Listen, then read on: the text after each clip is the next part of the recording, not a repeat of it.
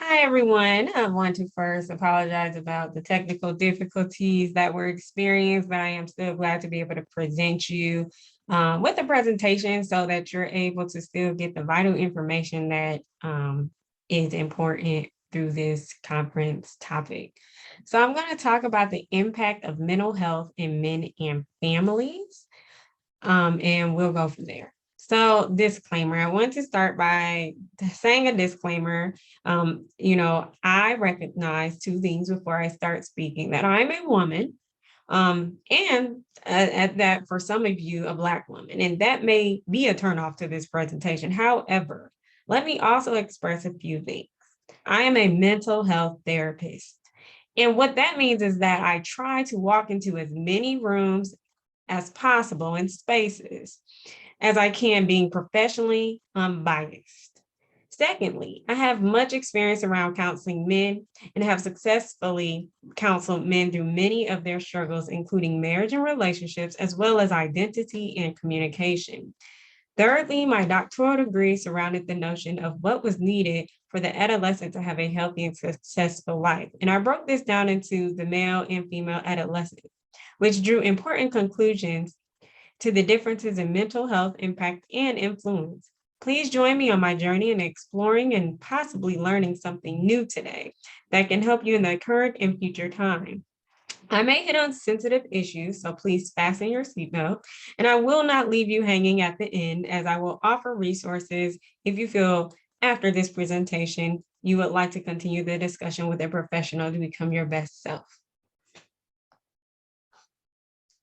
So what is masculinity, right? I'm sure that other presenters have already kind of wound over this definition, but essentially it's the qualities and attributes and characteristics of men, okay? What are those, right? So what is expected of men that are masculine, right? Well, there's a performance expectation, there's an influence expectation, seeing that you'll be able to guide and influence others. And then there's a control expectation. And what I mean by control is having a sense of self-control, right? There's a sense of men should be able to have a sense of self-control around their emotions and things of that sort. Another one is power, right? If you're a masculine man, you should be a powerful man, right? Be able to exert that, once again, that influence and make moves, shall we say. I have violence in parentheses here because although that's not expected of all men, shall we say, there is a level of expectation that kind of boils down into the emotion of man. And that expectation does not include any vulnerable feelings such as sadness, love, and shall we say empathy. It really is just the only expectation of showing the powerful demeanor. And so that gets me down to our emotional side of things, right? What do we know about emotions in masculine men? Okay, it's not acceptable, right? Essentially, it's not acceptable. So there's this notion that if you're a man's man, you don't show emotion, you don't exude those emotions, and big boys don't cry, right? Essentially, we've all heard that notion. But what is acceptable as an emotion for a man to show? Well, a lot of times they say anger. Now, there are cultural aspects of that, but we will get to that later. But essentially, emotions, because of this notion, are not taught, right? They're not taught at a young age. Hi, little boy, it's okay to cry. Not necessarily, right? It's hi, little boy, suck it up, man up. And that concept, well, we'll talk about maybe why that can have some discretion to it. So simply be yourself, be your authentic self without overcompensating or undercompensating. That is kind of the solution that we want to get to. And we'll talk about why that's important a little later. So I talked about that we would kind of go into the cultural implications of masculinity. So one of the things is there's some historic backlash. First of all, masculinity was defined in the 1980s. Okay. It is 2021. So some of these notions may be outdated. So they were actually defined in the 1980s by white male superiors. And then from that point, the definition got more research and skewed, and also decided that superiority and masculinity is not necessarily a concept within Black men and gay men. So they actually made that notion of masculinity to not be a depiction of these men, and which essentially said them to be inferior in these ways when it comes to masculinity. This is inclusive of not being dominant, not being influential, and having less power. These were the notions that were kind of put into research, shall we say. And it started in the 1980s and continued from there. But we could probably see how that can already have an impact, right? An impact on men, right? And men of different variety. So the other concept in Hispanic culture is machismo, right? So we talk about machismo. What is that? It's the concept of hegemonic masculinity, or the cultural notion that males should be dominant, aggressive, powerful, and sexual. Once again, it's just these are the big notions, even in Hispanic culture, that this is what defines you as a male, as a male. And if you're not these specific things, then it is a backlash for that in people viewing you in your masculine figure. So what else plays a role in masculinity? Strength, there's lack of emotion, right? Self-sufficiency, right? You should be sufficient. Know what you want, know how you want to do it, right? Dominance, right? You should be able to, like we talked about, go in a room and rule and lead it. And then the sexual virility, which is just saying, you are supposed to be that type of sexual being, essentially. And if you're not, once again, this is a demeaning on the masculinity and on you as a male. So what is toxic masculinity? I know we've heard this notion, especially in 2021, right? This notion of toxic masculinity. And it kind of has gotten really out there. And I've seen some men struggle with this concept. And is this concept overly played, right? So let's look at that. Well, let's talk about what is it? What is it? So toxic masculinity is an overemphasis of these traits that we've talked about, but it can lead to harmful imbalances in someone trying to live up to these expectations. Like we said, if you're not meeting them, then that is a reflection of you in your manhood. So if you're trying to overemphasize these traits to pretty much prove your manhood, this can lead into aggression, sexual aggression or sexual control, showing no emotion or suppressing emotions, hyper competitiveness, needing to dominate or control others, a tendency towards glorification of violence, because like I said, it's okay for the male to show the anger feeling. That's one of the things that, because it's part of that competitiveness. When we look at the nature side of men, we look at competitiveness historically, right? And genetically due to testosterone. So if you try to overcompensate on this, right, this can look like the tendency towards violence. So isolation, right, low empathy, right? Because if I'm not supposed to show feelings, and empathy is a sense of showing feelings, right? And I'm not supposed to show that. And so I may not respond in a way that says I'm understanding of your feelings, because that shows me as soft, shall we say, right? Entitlement, right? Well, I'm a man, and so I'm supposed to have these things because I'm supposed to be powerful and I'm supposed to be influential, right? And so then there's a sense of entitlement around these. Chauvinism and sexism. I want to just, let you guys reflect for a moment at this list and say, do you see anything on this list? that you may have used, right? Balance, okay? Balance. Why is balance important? Well, we just talked about if you overcompensate, it can create you to be imbalanced and what that can lead to. So I want to be a man, but how do I do that and not be toxic, right? So what?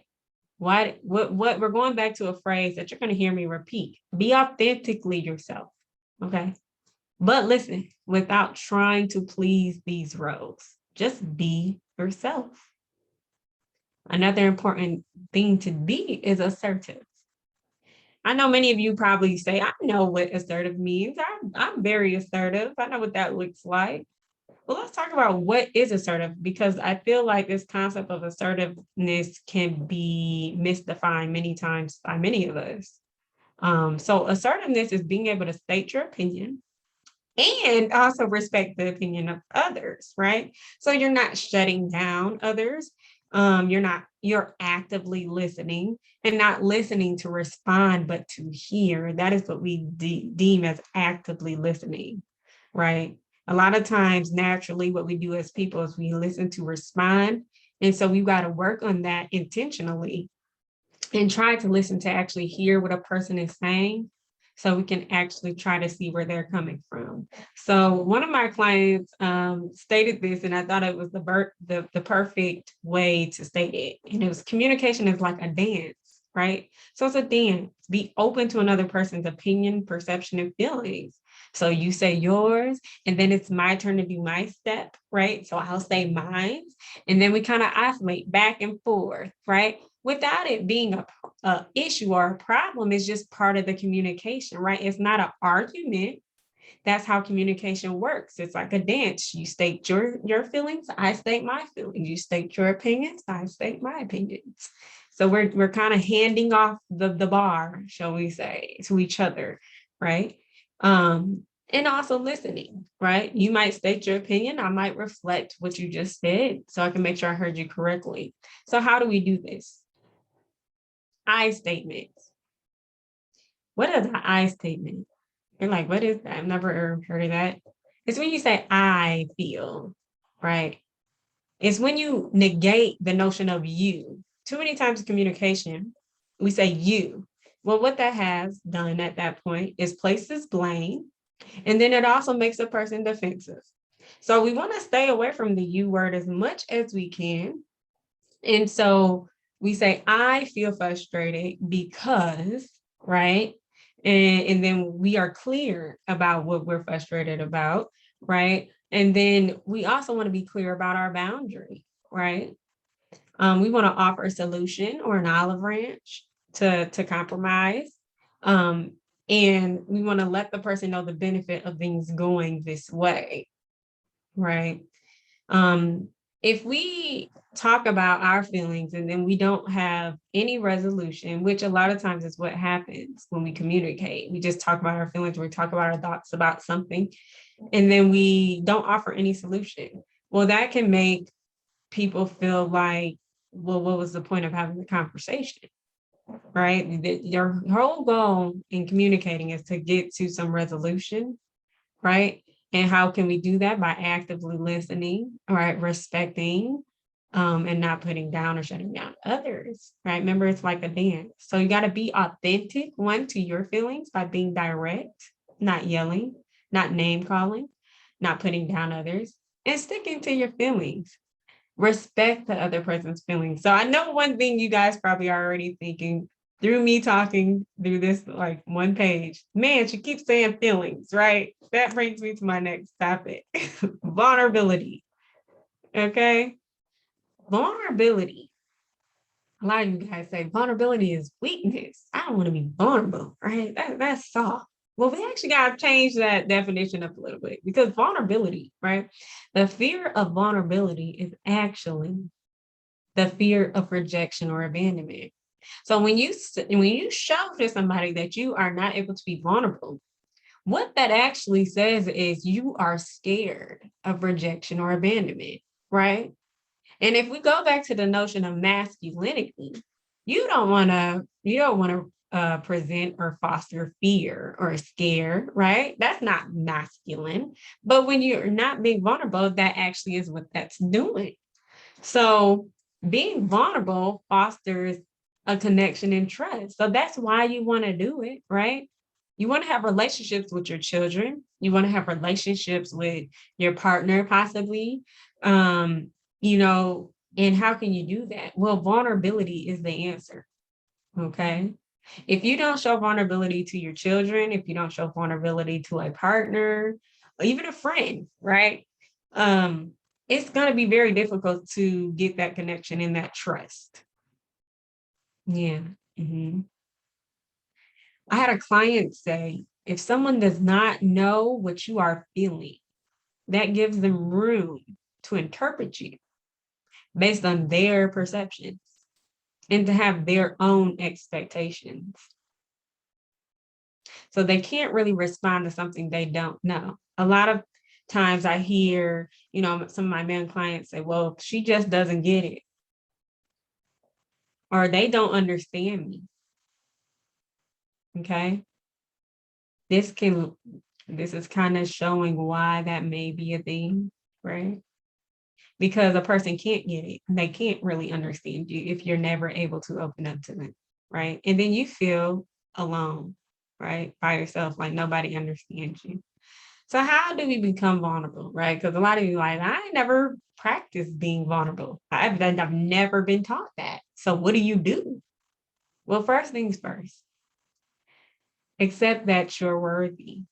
And that might feel foreign to you guys as I say that. You're worthy enough that your feelings matter, that what you say about yourself is important, right? And your feelings, that's important. When you deny your own feelings and keep it in, that's actually you kind of fostering the idea that what you feel is not important. And that is not true. You are worthy to have those feelings and to be able to express them, right? Fight your skittish tendencies by knowing what they are. We all have different coping ways of handling things, right? And so, what is your way? Well, I typically just leave when I'm uncomfortable. Okay. Instead of saying what you need to say or your feelings, right? So we're going to be trying to fight that intentionally, right? Stop yourself when you're resisting, right? Well, you found that what you might say might not be appeasing, so you just don't say it. Well, you might still need to say it. There's probably ways in which to say it, like we talked about in the last slide about how to communicate. But it's still probably important to say, right? Trust that you can deal with the outcome no matter what. A lot of times, once again, this is where we go back into the fear of rejection and abandonment. I'm not saying what I want to say because I'm scared it's not going to be received. It's going to create more havoc for my life, right? With my children's mother, or that will lend to some issues. Well, maybe it's still important to say, right? And trust that you can deal with whatever the outcome is. And I say that to say we still are using everything in the last slide, right? Which is trying to find a way to compromise, hearing the person, saying I statements. If we use these ways of communicating, these skills, then actually, even though you might say something that might not be what the other person likes, if you take a chance to hear them, they might actually hear you better if you try to use these skills, right? And share your heart with others. Say, for some reason, you can't see your children, right? This might be a moment to talk to somebody about that, right? You don't have to hold that in. You don't have to keep that to yourself. That sucks.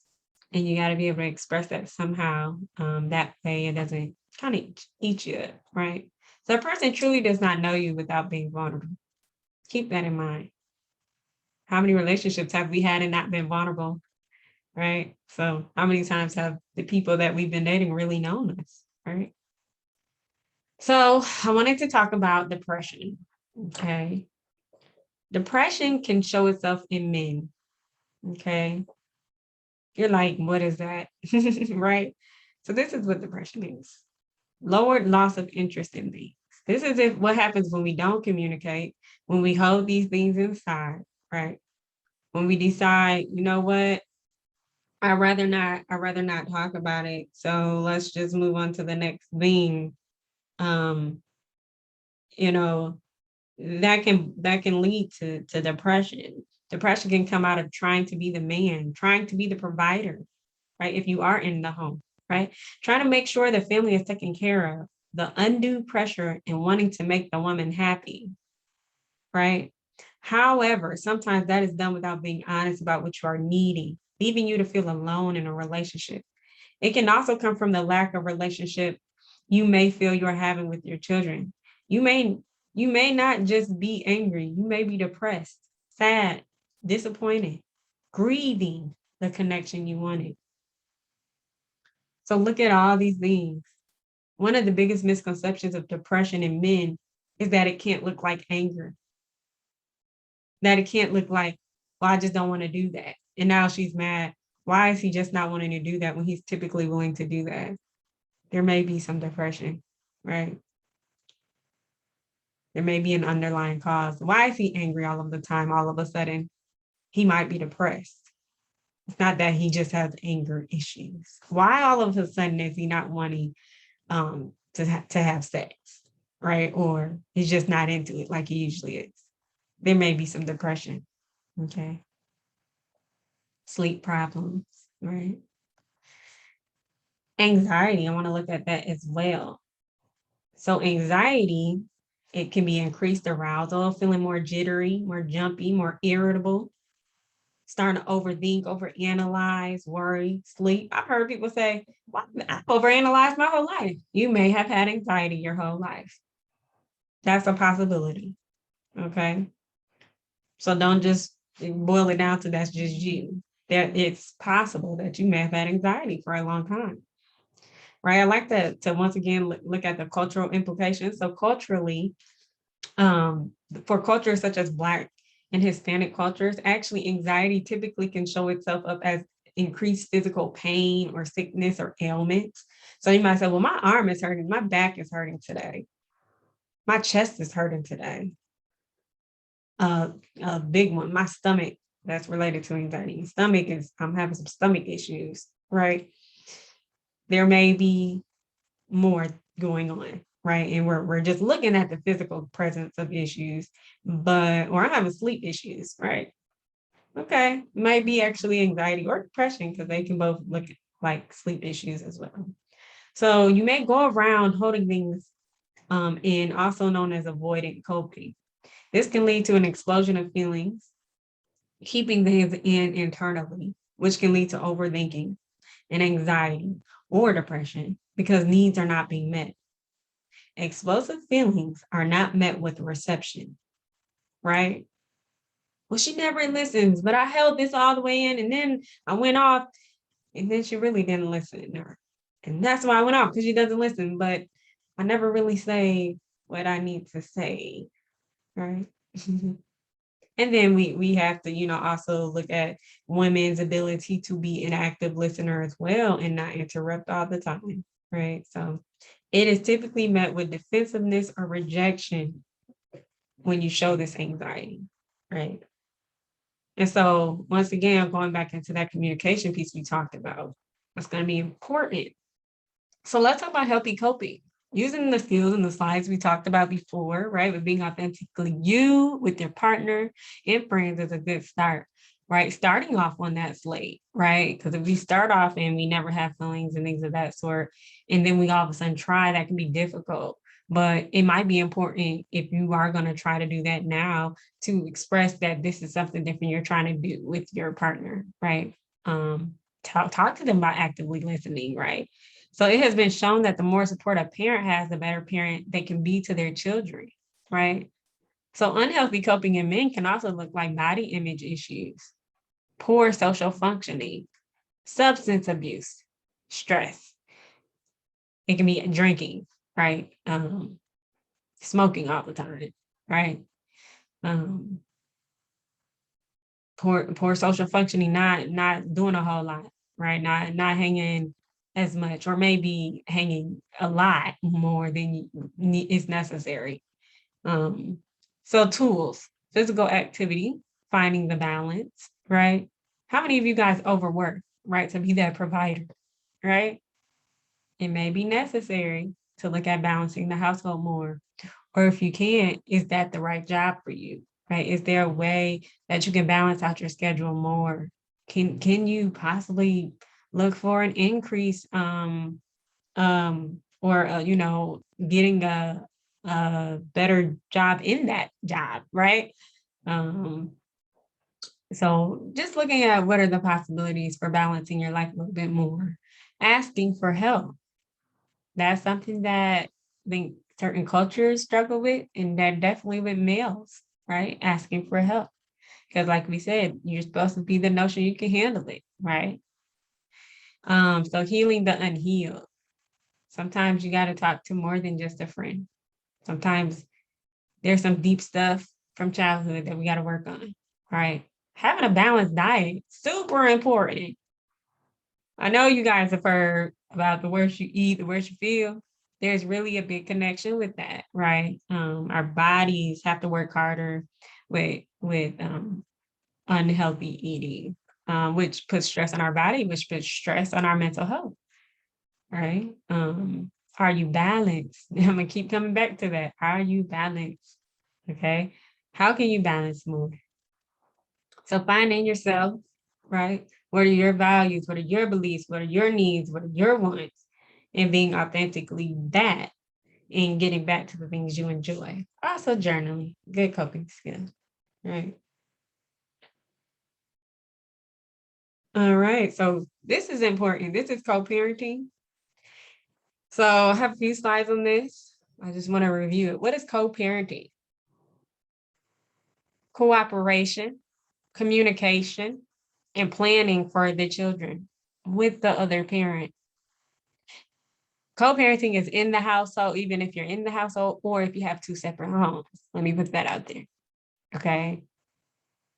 Still need to cooperate with each other, communicate with each other effectively about what we want for our children.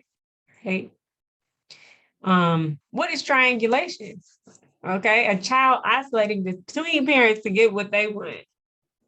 So I got a good example here. Mama's going to tell me no, so I'm going to go to dad. What do you think that would do? Probably cause some tension in the household, right? So that brings me to the next slide. The importance of alignment, okay? It is important to become aligned as parents on what will and will not be acceptable. This way, triangulation does not have to happen. As parents, we need to be the ones in control, right? As we guide our children in the world. Otherwise, the child will learn to use this power, creating even more of a divide between parents, right? So good co-parenting tip, this becomes even more important and valuable in separate homes. It's important in the household, but it's extremely important even when you got two separate homes. You have to be aligned. You have to be team as parents, a team. You say, well, we got two different parenting skills. That's fine. I think that's acceptable.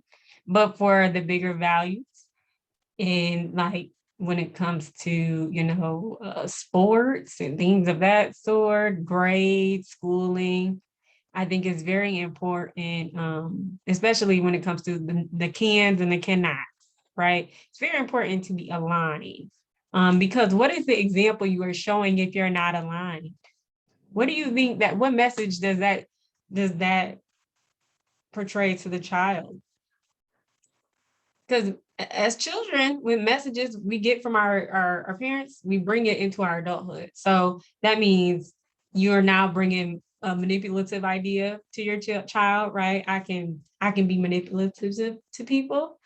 I don't have to respect a partner possibly in the future because, hey, my mom and dad, they don't really respect each other's rules, right? Um, just these are the messages that get passed down when you're not being aligned, right? So some research is good. 2013 found that when communities work with parents, academic and behavioral outcomes are improved. Hurd and Zimmerman and Rhodes found that when adolescents saw their relationships with parents improving, this positive, better academic outcomes. So you're setting your child up for success. The more you can actually align and co-parent with a parent, right, in the home or out of the home. So that means in the home or out of the home, if you're not aligned, what adverse effect do you think that can have? It doesn't always have, but it can have a negative impact. So cultural implications. Father plays an important role in African-American boys' success as being a social capital broker, which means in helping the young man gain access to information and support needed to be successful. Latino fathers who reported lower levels of co-parenting conflict are more engaged in caregiving and report less negative parenting than fathers reporting higher levels of co-parenting conflict. So we see here how vital it is to have a good relationship with the other parent, even if you're not in the home. It can impact your parenting, how you parent, right? And according to research here, we show that that's a big impact, right? So, also, right, there was research that showed African-American boys, fathers, and male mentors. I want you guys to really look at this list. Possess qualities of. So these mean their sons, they had good relationships, right? They came out to be successful. And this is what the fathers did. They emphasized discipline, religion, education, right? Whatever that was, spirituality, it doesn't have to be a specific religion, but they emphasize important values. So monitoring the use of television, video games, and media.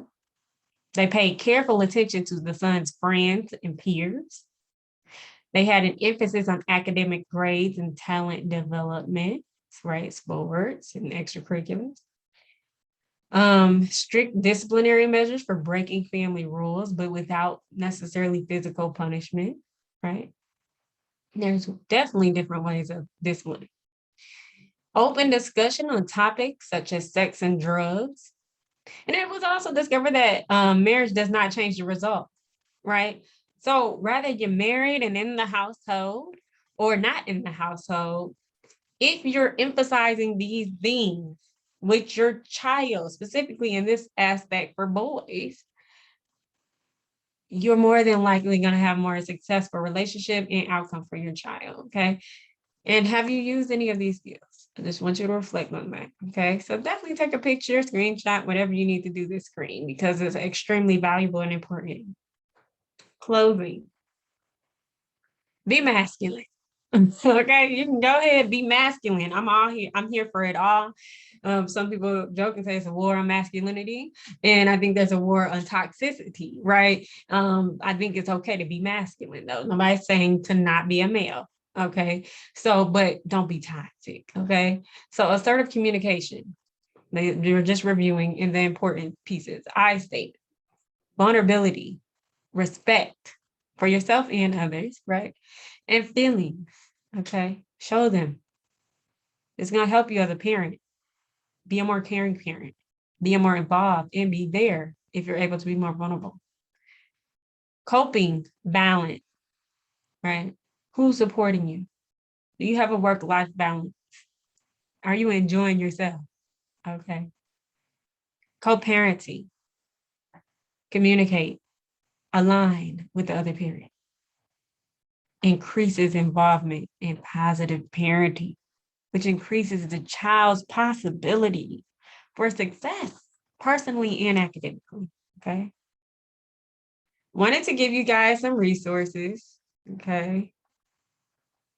So I want you guys take note, take pictures, do whatever you need to do. Look at this, okay? I know we had some women in these sessions as well. A lot of these same applications could be applied for you as a woman when it comes to the communication skills, active listening, right? Being a good co-parent, and hopefully this presentation helped you understand the male a little bit more, the father, right? Things that you need to look for and not, be mad about, but say, oh Lord, he might need some support here. Or like, let's help him, let's see what we can do for the father, let me be a little bit more empathic that although he's a man, he has feelings. Okay. So we have some different resources. I got some physical resources in here for you, some crown boxing, east side boxing, in fitness. I've heard really good things from both of those. Great reputations. I have high caliber karting entertainment. They have a rage room where you can let out some of that, right? Because we're talking about testosterone. Let's be honest, it'd be a lot of energy. So we have to let it out sometimes. Okay. So we have a rage room, we have axe throwing, and that's all located at the Meridian Mall in the high caliber karting and entertainment. And then have some really good counseling resources for you. So we have Fountain of Wisdom and Hope, which I head that service, and that's virtual therapy services. We have Code of Many Colors, which does in-person and virtual therapy. And we also have Sound Mind Counseling Services, which is headed by a male as well, and he provides men's group and individual therapy. And so these are some great resources. These counseling places also accept insurances such as Medicaid, Medicare, Blue Cross, many more. Pretty much almost all the insurances you can think of are covered through these services. And so you can use your insurance. You don't have to pay out of pocket. Okay. And so just consider this, right? Sometimes they are pro bono services as well through some of these resources. So, and the last message I just want to pass to you guys is find yourself, love yourself, accept yourself, be yourself. You can't pour from an empty cup. You want to take care of people. You want to take care of your children, right? You may have to take care of some family. You may have to take care of your wife. All right. You can't pour from an empty cup. So make sure you take care of yourself first. Self-care allows you to take care of your family members better. Remember, it's all in the balance. All right, guys. So here's the references. Feel free to screenshot this to go to some of the websites. I did provide you with some handouts that I think are great. So please take a look at those handouts. They will be a great guiding tool for, being good fathers, being good co-parents, being good communicators. So if you guys have any questions, I did not put my email address on here, but I can tell you it's A as in apple, M as in Mary, A as in apple, LL, E as in egg, T as in Tom, the number 1, at E as in egg, M as in Mary, I, C as in cat, H.edu. So that's like Eastern Michigan, okay? eMich.edu. So amallet1@eMich.edu. If you want any more questions or need any more resources that I can provide, but I did try to give you guys what I could. So thank you for coming to the presentation today. And we're good.